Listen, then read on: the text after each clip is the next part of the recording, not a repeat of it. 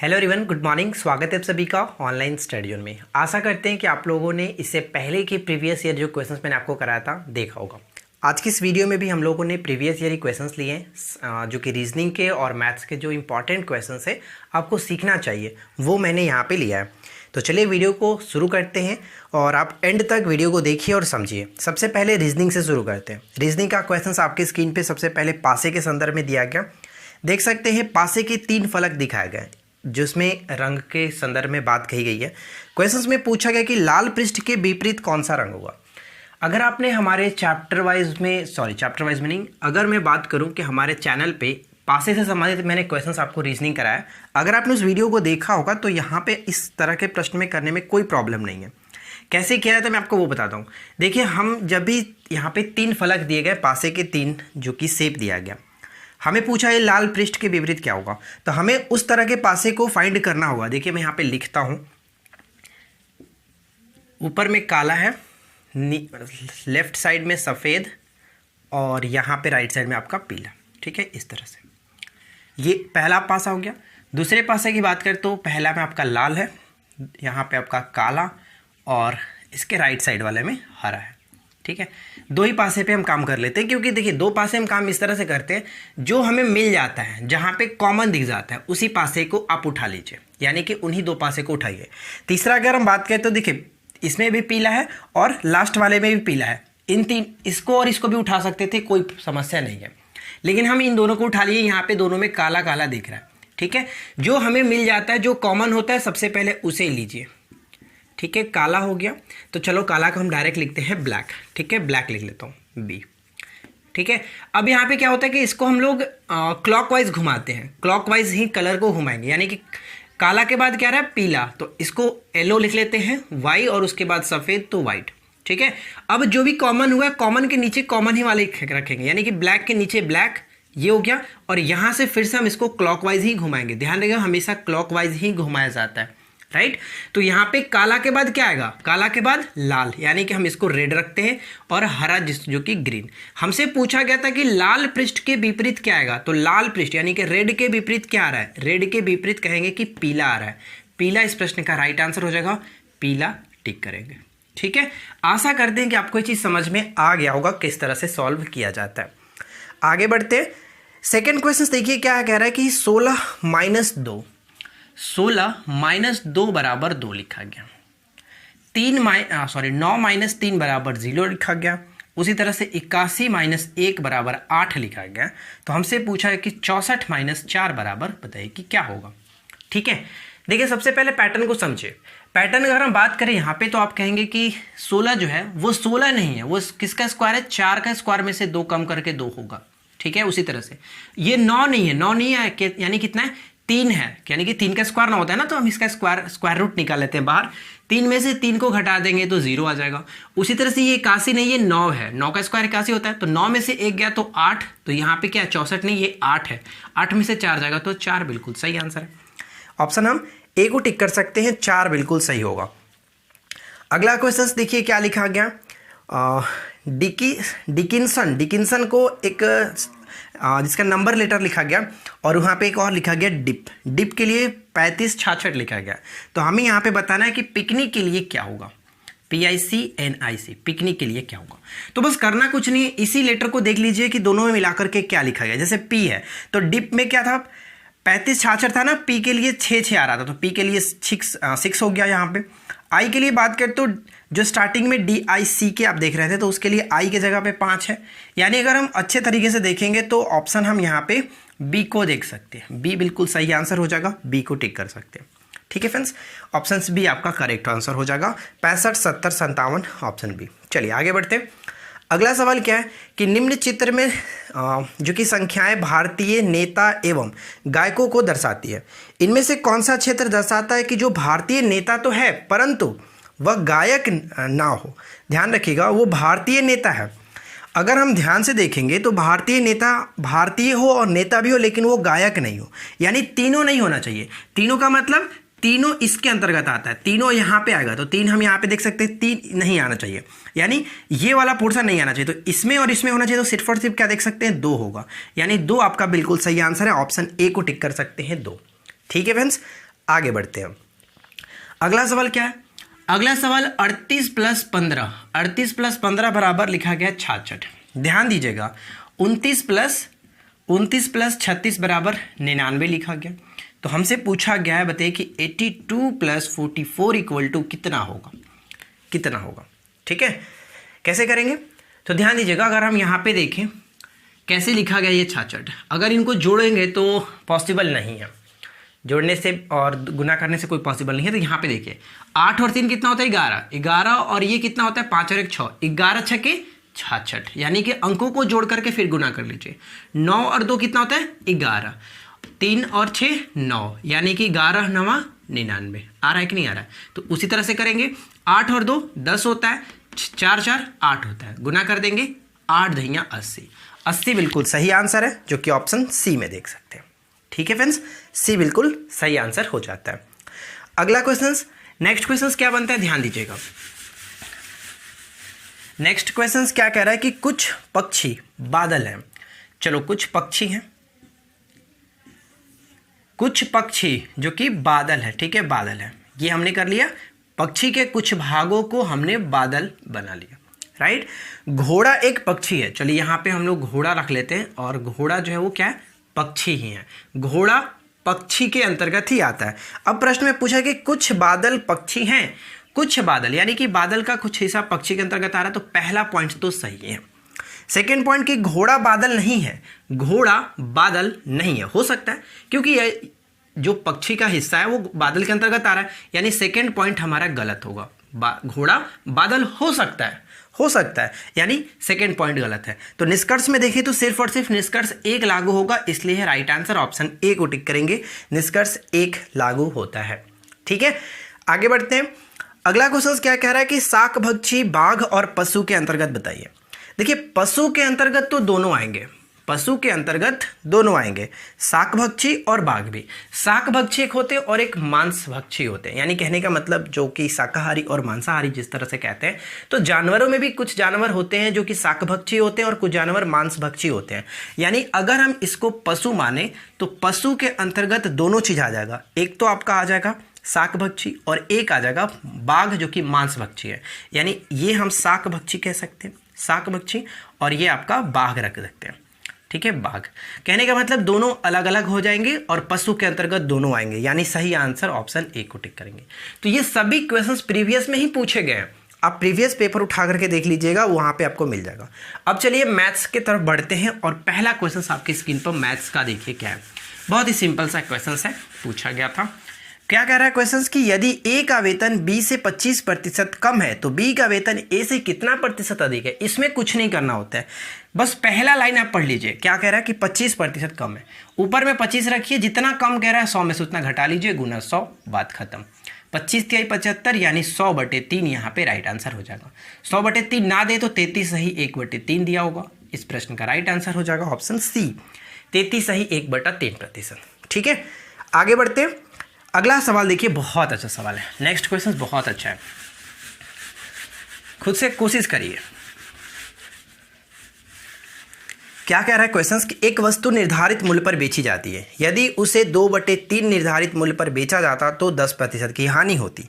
तो बताइए कि निर्धारित मूल्य पर बेचने पर कितना प्रतिशत का लाभ होगा। तो हम ये मानते हैं कि कोई वस्तु है, मैंने उसको 100 रुपये में खरीदा था। ठीक है, 100 रुपये में खरीदा है, अगर मैं उसको बेचूंगा तो मुझे जो प्रॉफिट होगा यानी जो लाभ होगा वो x% का होगा। ठीक है, मैं उसको बेचूंगा तो x% का होगा। यही क्वेश्चंस में पूछा गया था कि निर्धारित मूल्य पर बेचने पर कितना प्रतिशत का लाभ होगा, तो मैं मान लेता हूं कि x% का लाभ होगा। तो अगर मैं बेचूंगा तो कैसे बेचूंगा, जो मेरा रुपया था और x% का प्रॉफिट, यानी कि सेलिंग प्राइस हमारा यही होगा, विक्रय मूल्य तो हमारा यही होगा ना कि जितना मैं खरीदा उसके बाद उस पर प्रॉफिट लेकर के मैंने बेच दिया, यानी 100 + x। अब प्रश्न में क्या कह रहा है कि जो भी हमारा विक्रय मूल्य है, जो भी मैंने निर्धारित मूल्य किया उसका 2/3 है ना, हाँ 2/3 अगर मैं करता हूँ, 2/3 निर्धारित करता हूँ तो क्या होता है, मुझे 10% का लॉस हो जाता है। 10% का लॉस का मतलब क्या होगा, 90, 10% का लॉस मतलब 90। अब यहाँ पे देखिए 45 हो गया, 100 + x बराबर क्रॉस करेंगे तो कितना, 45 या 135, 135 यानी x का जो मान होगा वो 35% यहाँ पे निकल जाएगा। 35% हमने क्या माना था, लाभ हमारा x का मतलब क्या है कि लाभ हमें 35% का होगा। ये हो गया इस प्रश्न का राइट आंसर ऑप्शन सी। ठीक है, चलिए अगला क्वेश्चन देखिए। नेक्स्ट क्वेश्चन क्या दिया गया, अगला क्वेश्चन पढ़िए और करिए। इसमें एक छोटा सा कॉन्सेप्ट होता है, उस कॉन्सेप्ट को ध्यान रखिएगा।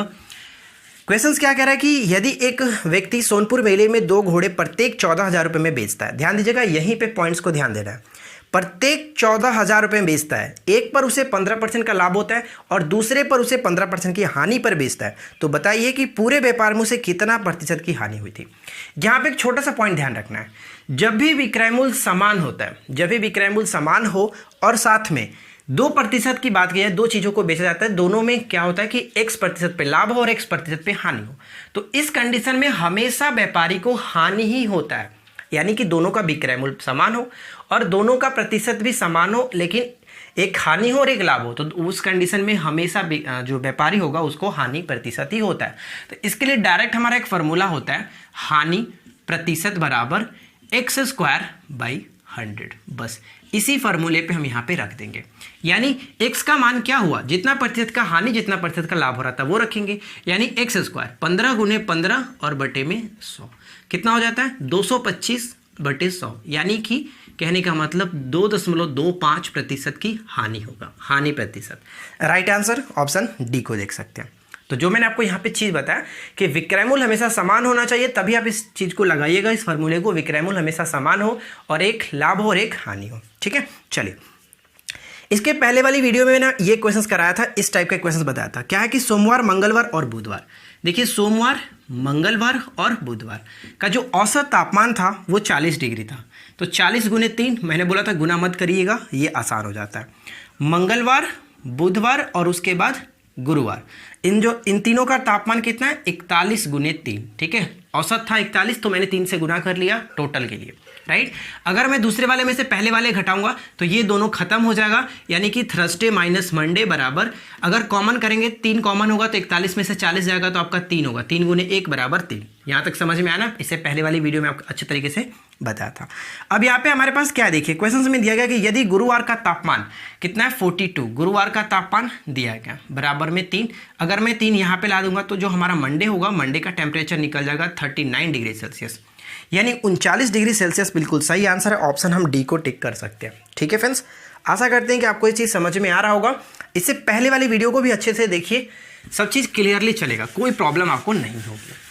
देखिए अगला क्वेश्चन क्या है, नेक्स्ट क्वेश्चन कह रहा है कि यदि चीनी का मूल्य 10% गिर जाता है तो किसी घर में चीनी की खपत कितनी प्रतिशत बढ़ाई जानी चाहिए, चीनी पर होने वाले व्यय में कोई गिरावट ना है।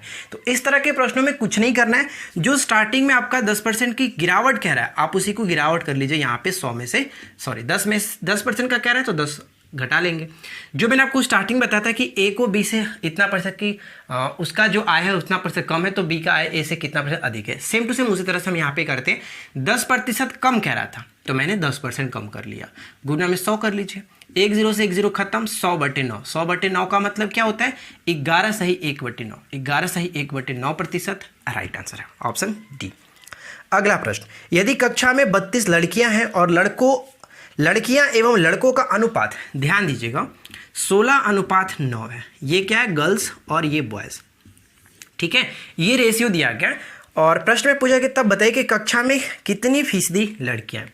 तो कुछ नहीं करना, 16/25 और गुने 100। बताइए कि इस प्रश्न में क्या था कि यार ये एग्जाम्स में पूछा जाता है, कुछ नहीं है, लेकिन इसी तरह के प्रश्न पहले पूछे गए हैं, आपका सभी इसके प्रश्न प्रीवियस ईयर के हैं। लेकिन मैं आपको हमेशा बोलता हूँ कि अब जो एग्जाम्स होगा 8 साल बाद एग्जाम होने वाला है, तो इस तरह के लेवल नहीं रहेगा, लेवल थोड़ा सा बढ़ेगा। तो मैं पहले आपको प्रीवियस करा देता हूं, उसके बाद हम लोग प्रैक्टिस करेंगे अच्छे अच्छे क्वेश्चंस के साथ। तो बस आप रेगुलर बने रहिए, ठीक है, कोई प्रॉब्लम नहीं है। लड़कियों की जो यहाँ पे प्रतिशत होगा 64%, अगर बॉयज़ का पूछता तो वहाँ पे हम कह सकते थे 100 में से घटा लीजिए 64, यानी कि 36%। अगला क्वेश्चन बहुत अच्छा है, ध्यान दीजिएगा। इस प्रश्न में काफ़ी लोगों को समस्या होता है कि कैसे करते हैं बंदर वाला क्वेश्चन। जब बंदर किसी पेड़ पर या फिर किसी खंबे पे पुल पे चढ़ता है तो प्रॉब्लम करता है। कैसे, एक बंदर गोलाकार खंबे जो कि 21 मीटर ऊंचा है, यानी कि जो पोल है वो कितना है, ध्यान दीजिएगा। अगर हम ये बात करें कि ये जो खंबा है वो कितना टोटल लेंथ इसका 21 मीटर, ठीक है 21 मीटर, पर 1 मिनट में 6 मीटर चढ़ता है। ध्यान दीजिएगा, यहीं पे समझना होता है कि 1 मिनट में वो कितना चढ़ता है 6 मीटर चढ़ता है। 6 मीटर है ना, मिनट नहीं सॉरी, 6 मीटर चढ़ता है, राइट।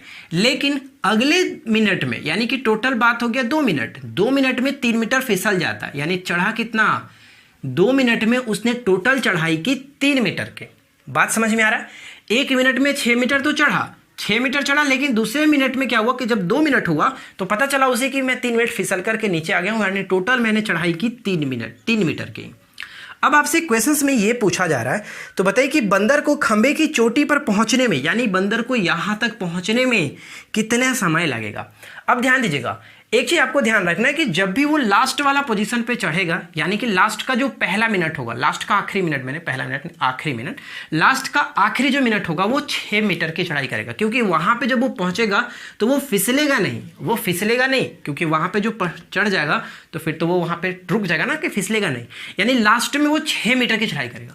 तो आपको करना क्या है कि लास्ट का जो 21 मीटर है, 21 मीटर में से आप 6 मीटर को घटा करके करिए, यानी अगर 21 मीटर में से मैं 6 मीटर को घटा लेता हूं, यानी 15 मीटर चढ़ने में उसे कितना समय लगा, पहले ये देखिए। तो 15 मीटर अगर मैं यहां पे बोलूं 5 से गुना करता हूं दोनों तरफ, 5 से गुना करता हूं, यानी कि 10 मिनट में वो आसानी से 15 मीटर चढ़ता है, 10 मिनट में आसानी से 15 मीटर चढ़ता है। ठीक है, यहां तक समझ में आ रहा ना। अब हमारे पास बचा कितना, उसको चढ़ना था 21 मीटर, लेकिन उसने चढ़ा 15 मीटर। 1 मिनट में वो कितना चढ़ रहा था, 6 मीटर, 1 मिनट में 6 मीटर चढ़ रहा था। तो अगर इसमें वो 6 मीटर ऐड करेगा तो वो 1 मिनट में ही ना करता है, 1 मिनट में तो चढ़ रहा था, लेकिन अब वो फिसलेगा नहीं। यही तो मैं आपको बताना चाह रहा था कि लास्ट वाला वो फिसलेगा नहीं, यानी टोटल वो 11 मिनट में उस चीज को कंप्लीट करेगा, 21 मीटर को। आई होप कि ये चीज़ समझ में आपको आ गया होगा। इस तरह के और भी आपको कई सारे प्रश्न मिलते हैं, आप उसको सॉल्व करिएगा तो अच्छे तरीके से समझ में आएगा कि कैसे इसको करना होता है। बस लास्ट वाले चीज़ को घटा लीजिए कि जितना उसको फिसलना है, फिसल रहा था उस, मतलब कि लास्ट वाला जो चढ़ रहा है, जैसे कि 1 मिनट में क्या है, 1 मिनट में 6 मीटर चढ़ता है। स्टार्टिंग में जो बात कही जाती है, आप टोटल जो उसे चढ़ना है उसमें से घटा लीजिए, घटाने के बाद जितना बचता है उसको आप चढ़ाने की पहले कोशिश करेंगे। तो मैंने दोनों तरफ 5 से गुना किया, तो 5 दूनी के 10, यानी 10 मिनट में वो 15 मीटर चढ़ जाएगा। और लास्ट का 1 मिनट में 6 मीटर चढ़ ही रहा था, तो 11 मिनट में टोटल 21 मीटर। बात खत्म। चलिए अगला क्वेश्चन है कि यदि ए बी सी के बीच 680 रुपये इस प्रकार से विभाजित किए जाते हैं कि जिसमें ए को बी का 2/3 मिले। चलिए देखिए, ये आपका रेशियो और प्रोपोर्शन है। कैसे करते हैं, ए को बी का कितना मिल रहा है, बी का 2/3, यानी कहने का मतलब क्या हुआ कि ए और बी का जो रेशियो हुआ वो 2:3 हो गया। ठीक है, बी को सी का, ध्यान दीजिएगा, बी को सी का 1/4 मिलता है, यानी बी और सी का रेशियो क्या है, 1:4। लेकिन यहाँ पे देख रहे हैं कि बी जो है वो 3 है और यहाँ पे देख रहे हैं बी जो है वो 1 है, रेशियो बराबर नहीं है। तो रेशियो कैसे इक्वल करते हैं, 2:3, और जिसको बराबर करना है उसके नीचे उसको रखते हैं 1:4। मैंने आपको बताया था ना, इस तरह के रेशियो प्रोपोर्शन आपने पढ़ा होगा चैप्टर वाइज मैथ में। नहीं पढ़ा है तो मैं आपको हमेशा रिकमेंड करता हूँ यार कि चैप्टर वाइज मैथ को कोर्स लेकर के पढ़ लीजिए अच्छे तरीके से, आपका हर चीज़ क्लियर होगा। 2 1 कम 2 गुना करते हैं इस तरह से, उसके बाद इस तरह से, इसके बाद इस तरह से, 2 1 कम 2, 3 1 कम 3 और 4 3 12, ये बन गया। अब इनका रेशियो निकल गया, यानी कि ए बी और सी, ये रेशियो निकल गया। अब प्रश्न में बोला जा रहा है कि इनका बताइए कि राशि क्या है, कि कितना कितना राशि मिल रहा है। तो बहुत ही सिंपल सी बात है, 680 रुपये को डिवाइड करना था, यानी ए का हिस्सा अगर देखें तो 2 ऊपर में रखेंगे और टोटल कितना, 12 3 15 2 17, 17 चौका 68, यानी 40 दूनी की 80। ए का हिस्सा 80 आएगा। देख सकते हैं ऑप्शंस में सिर्फ और सिर्फ बी में दिख रहा होगा कि ए का हिस्सा 80 आपको दिख रहा होगा। 80 120 और 480 जो होगा वो इन तीनों का हिस्सा है, यानी ऑप्शन बी को टिक कर सकते हैं। अगला क्वेश्चन क्या है कि यदि किसी संख्या में एक अन्य संख्या का 20% जोड़ दिया जाए। ध्यान दीजिएगा, ये प्रश्न भी अच्छा है, कैसे करते हैं इसको भी समझिए, इसको भी समझिए अच्छे से। क्या कह रहा है, एक संख्या है, मानते हैं कि वो संख्या x है, ठीक है, एक संख्या x है। यदि किसी संख्या में एक अन्य संख्या का 20%, एक अन्य संख्या का 20%, यानी 20% का मतलब क्या है, 1/5, 20% जोड़ दिया जाए। तो मैंने यहाँ पे जोड़ दिया, जोड़ने के बाद क्या कह रहा है कि वह संख्या 50% और बढ़ जाती है, यानी वो संख्या जो पहले संख्या थी वो संख्या 50% बढ़ जाती है। 50% बढ़ने का मतलब क्या है, 100 था तो 150, तो 150/100 करते हैं तो 3/2। यहाँ तक तो समस्या नहीं होना चाहिए। ठीक है, चलिए मैं आपको अच्छे से बताता हूँ। अगर मानते हैं 50% बढ़ जाता है तो हम प्रतिशत का बढ़ाने का मतलब क्या है कि 20% बढ़ता है तो 120/100 लिखते हैं, 50% बढ़ रहा है तो 150/100 लिखेंगे। ठीक है, 150/100 यानी कि 50 से कटाएंगे तो क्या 3/2। यानी कहने का मतलब क्या है कि x + y/5 बराबर 3x/2। ठीक है, x को मैं राइट साइड में भेज देता हूँ, y/5 3x/2 माइनस में x, अगर इसको सॉल्व करेंगे तो नीचे 2 और 3x - 2x बराबर x/2। ठीक है, इतना सॉल्व करने की जरूरत नहीं है, आप समझ सकते हो। अगर हम यहाँ पे रेशियो करना चाहें तो क्या होगा, रेशियो करेंगे तो देखिए क्या होगा। रेशियो अगर हम देखें तो x/y अगर हम देखते हैं तो 5:2 होगा ना। हाँ ठीक है, चलो इस तरह समझिए कि y/5 है, x/2 है। अगर हम x/y का रेशियो करते हैं, x/y का रेशियो करते हैं तो 2:5 हो जाएगा, 2:5। ऑप्शंस देखिए, ऑप्शंस में क्या है, 3:2 है जो कि नहीं होगा, 2:3 नहीं होगा, 5:2 दिख रहा है, पता नहीं लगाया जा सकता है। तो पता नहीं लगाया जा सकता तो वो तो होगा नहीं, क्योंकि 5:2 हमने निकाला था, यानी कि 2:5 निकल रहा है। और यहाँ पे देखिए क्वेश्चंस में ये नहीं कह रहा है कि पहली संख्या दूसरी संख्या अनुपात बताइए, बोला गया कि दोनों संख्याओं का अनुपात बताइए। तो दोनों संख्या का अनुपात 2:5 होगा या फिर 5:2 होगा। तो ऑप्शंस में मिल रहा है 5:2, इसलिए हम ऑप्शन सी को टिक कर सकते हैं। ठीक है, गर्मी से तो हालत खराब हो रहा है। चलिए अगला क्वेश्चन, नेक्स्ट क्वेश्चन क्या है, अगला क्वेश्चन अनुपात से ही संबंधित है। और मैंने आपको टाइम एंड वर्क में इस तरह के क्वेश्चंस बताए थे, टाइम एंड डिस्टेंस में भी बताया है। 3 कार की गति का अनुपात 2:3:4 है, तदनुसार उन तीनों कारों द्वारा समान दूरी तय करने में समय का अनुपात क्या होगा। देखिए स्पीड दिया गया, स्पीड का रेशियो जो है 2:3:4 है। ठीक है, लेकिन अगर हम टाइम की बात करते हैं तो मैंने आपको बताया कि टाइम जो होता है वो स्पीड का उल्टा होता है, यानी 1/2 हो जाएगा, 1/3 और 1/4। ठीक है, तो अगर एलसीएम लेंगे तो कितना, 12, 6, 4 और ये 3। अब जो रेशियो बना क्या है, 6:4:3। टाइम का रेशियो आपका यही है, 6:4:3, बिल्कुल सही आंसर बनेगा, इसी को टिक करेंगे। देखिए आज की इस वीडियो का आखिरी क्वेश्चन है मेरे पास, अच्छे से समझ लीजिए, टाइम एंड वर्क का है, बहुत सिंपल सा क्वेश्चन है। क्या कह रहा है कि ए एक कार्य पूरा करने में बी से जो कि 50% अधिक समय लेता है। चलिए दो लोग की बात की जा रही है, ए और बी। क्वेश्चंस में कह रहा है कि ए जो है, ए एक कार्य को करने में बी से 50% अधिक समय लेता है। अगर कोई कार्य ए जो है बी 2x दिन में करता है तो उससे दुगना करता तब तो 100% होता ना, दुगना करता तो 100%, लेकिन 50% का मतलब एक बढ़ा करके कर देते हैं 3x। अगर ये 2 दिन में कर रहा है तो ये 3 दिन में करेगा, अगर ये 5 दिन में करता तो ये हम कितना करते, 5 दिन करते तो फिर दिक्कत होगा, 7.5 करना पड़ेगा ना, 7.5 हो जाता। यानी अगर ये 1 करता तो ये 1.5 करता, आधा उससे ज़्यादा कर रहा है, 50% ज़्यादा कर रहा है। ठीक है, तो दोनों का अगर हम एलसीएम लिखेंगे तो कितना हो जाएगा, दोनों का एलसीएम 6x। ठीक है, ध्यान दीजिएगा 6x। अगर इनकी एफिशिएंसी बात करें तो डिवाइड करेंगे तो 2 और इसको डिवाइड करेंगे तो 3। अब प्रश्न में कह रहा था कि दोनों मिलकर के उस कार्य को कितना 18 दिन में करते हैं, यानी कि टोटल वर्क 6x/3=5 बराबर कितना 18 दिन में कंप्लीट कर रहे थे। 6×18 x बराबर 5×3=15, यानी x का मान 15 निकल गया। क्वेश्चंस में पूछा गया कि बी अकेले इस कार्य को करे तो बताइए कितने दिन में। बी अगर अकेले करेगा तो 2x दिन में, यानी 15×30, 15×30 बिल्कुल सही आंसर है, 30 दिन में खत्म करेगा। ऑप्शन ए को टिक करेंगे। ठीक है, तो देखिए दोस्तों, आशा करते हैं कि आप लोगों को आज का ये क्लास अच्छा लगा होगा।